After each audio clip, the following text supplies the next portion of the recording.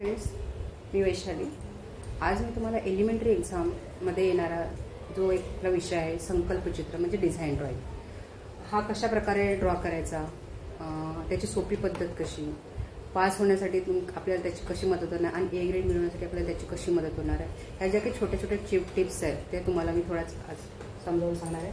मी याच्यावरती बोर्डवरती लिहून ठेवलेलं आपल्याला काय काय घटक त्या ड्रॉइंगमध्ये घ्यायचे संकल्पचित्रामध्ये. त्याच्यामध्ये मी दाखवलेले पाने, फुले, वर्तुळ, फुलपाखरू, एक सरळ रेषा, एक वलयाकार रेषा, हे जे काही घटक आपल्याला दिलेले आहेत ते आपल्याला मेजरमेंट दिलेलं असणार, काहीतरी सर्कल किंवा स्क्वेअर डिझाईन. त्याच्यामध्ये आपल्याला एवढे जे घटक आहेत हे आपल्याला ते बसवायचे त्या ड्रॉइंगमध्ये. ते कशा प्रकारचे बसवायचे, आपण काय चुका करतो, काय चुका नाही केल्या पाहिजे, कारण त्याच्यावरती काय असं डिपेंड तुम्हाला करतो वेळ, पुरेसा वेळ जो असतो तुम्हाला दिलेला पेपरमध्ये तो तुम्हाला वेळ पुरायला पाहिजे. म्हणजे आपण घटक कसे घ्यायचे हे आज मी तुम्हाला दाखवणार आहे.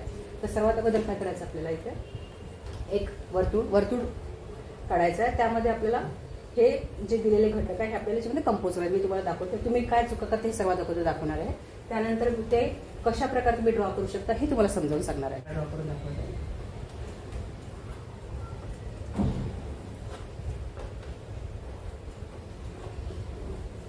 आता तुम्ही नेमक्या काय चुका करता त्याच्यामध्ये तुम्ही काय करता, पाने, फुले, वर्तुळ, एक अंदाज न घेता आपण काय करतो, याच्यामध्ये फुले,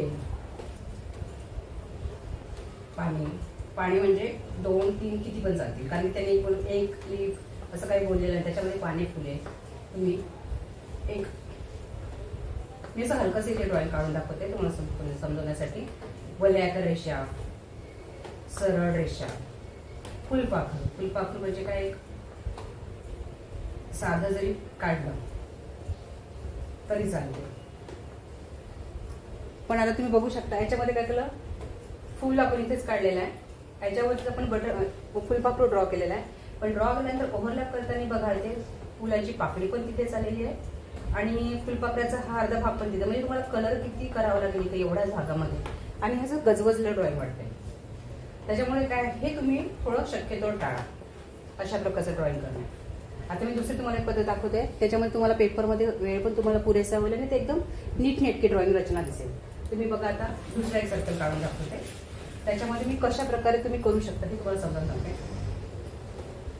या व्हिडिओमध्ये तुम्हाला काय होईल, पेपरमध्ये तुम्हाला ड्रॉइंग कंपोज करताना थोडी मदत होईल.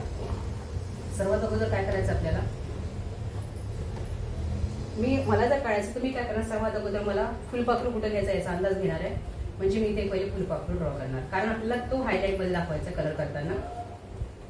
आणि एक्झाम मध्ये बघा बऱ्याच प्रकारचे जे ड्रॉइंग आहेत ते तुम्हाला डेकोरेटिव्ह पॅटर्न मध्ये दिलेले आहे. त्याचा एखादा छानसा आकार आपण सिलेक्ट करून घ्यायचा आपल्याला. तर तुम्ही प्रॅक्टिस केली तर तुम्हाला माहितीच असेल.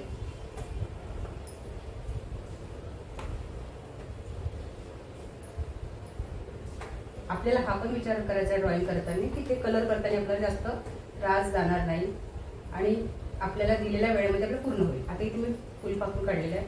त्यानंतर काय करणार, मी तर एक फुल काढणार आहे. फुल काढताना मी काय करणार आहे, इथे कंपोज करणार. बट म्हणजे फुलपाखरू कुठे असणं बसणार, फुलावरती बसलेलं आहे. तर मी इथे फुल दाखवणार आहे. आणि ड्रॉइंग घेताना बऱ्या शेप जे आहे बऱ्यापैकी मोठेच घ्यायचे.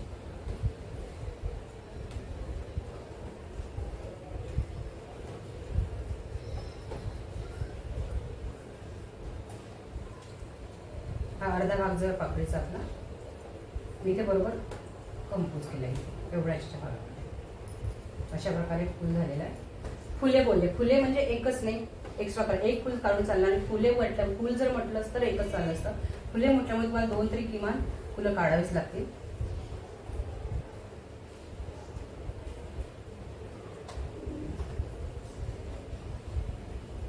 अर्ध फुल मी इथे दाखवलेलं आहे. हे झालं आपलं फुलाचं काम कम्प्लीट. आता आपल्याला पाणी काढायचे. पाणी काढताना काय करणार, मी अगोदर इथे बरोबर याला टच करणार. म्हणजे काय होईल, मला कलर हा जर भाग मी याच्यावरून नेला तर मला कलर करताना इथे त्रास झाला एवढ्या भागामध्ये, म्हणून हा एवढाच भाग मी इथे घेतलेला आहे. त्याचप्रमाणे म्हणजे ऑलरेडी माझे एवढ्या भागामध्ये पार्ट्स पडलेले आहे. म्हणजे एकच कलर आपल्याला जास्त भागामध्ये येणार नाही आपल्याला याची काळजी. आता बघा मी काय करू शकते, इथे जर मला जास्त पार्ट वाटतो तर मी हा काय करणार आहे, फुलपाखराचा जे शेप आहे हा शेप मी ते टच केलेला आहे याला. यामुळे काय झालं, इथे ऑलरेडी पार्ट पडलेला आहे. आता राहिली फक्त आपल्या वलयाकार रेषा, एक वलयाकार रेषा काढायची आणि एक सरळ रेषा काढायची. वलयाकार रेषा काढताना मी काय करणार आहे,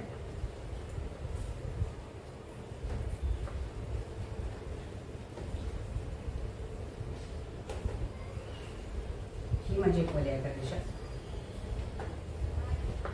आणि सरळ रेषा. सरळ रेषा काढताना काय करणार आहे मी, हे बघा मी याला इथून बरोबर छेदून काढते सरळ रेषा. म्हणजे जास्त ओव्हरलॅप केलेला नाही, कारण छोटा जरी पार्ट पडला तरी आपल्याला कलर करताना त्रास होतो. कलरिंगच्या ह्याच्यामध्ये आपल्याला प्रत्येक भाग आपल्याला ठळक दिसलेला पाहिजे, त्यावरच आपला ग्रेड अवलंबून असतो. जर तुम्ही अशा प्रकारचं ड्रॉइंग केलं तर तुम्हाला काय होईल, परीक्षेमध्ये तुमचा जो काही वेळ दिलेला असतो त्या वेळेमध्ये तुमचं ते ड्रॉइंग पूर्ण होईल. कारण पूर्ण होणे हे खूप गरजेचं असते आणि सुटसुटीत आणि छान दिसेल. तर तुम्हाला परीक्षेसाठी शुभेच्छा. धन्यवाद.